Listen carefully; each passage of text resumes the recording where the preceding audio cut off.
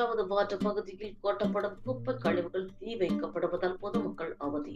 ஈரோடு மாவட்டம் அந்தியூர் பேரூராட்சிக்குட்பட்ட ஒன்றாவது வார்டு பகுதியில் 2000க்கும் மேற்பட்ட பொதுமக்கள் வசித்து வருகின்றனர். மேலும் இப்பகுதியில் அரசு மருத்துவமனை, அரசு மேல்நிலைப்பள்ளி, அரசு மகளிர் பள்ளி, அரசு கலைக்கல்லூரி, வனச்சரக அலுவலகம் உள்ளிட்ட ஏராளமான அரசு அலுவலகங்களும் செயல்பட்டு வருகின்றது.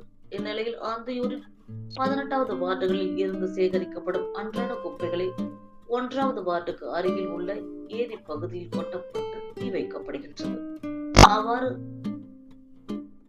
தீ வைக்கப்படுவதால் தீ ஒரு நாள் முழுவதும் எரிந்து புகை மூட்டமாக காணப்படுகின்றது. புகை மூட்டத்தால் 1வது வார்டு பகுதியில் வசிக்கும் பொதுமக்கள் சுவாசிக்க முடியாமல் மிகுந்த அவதிக்கு உள்ளாகின்றனர்.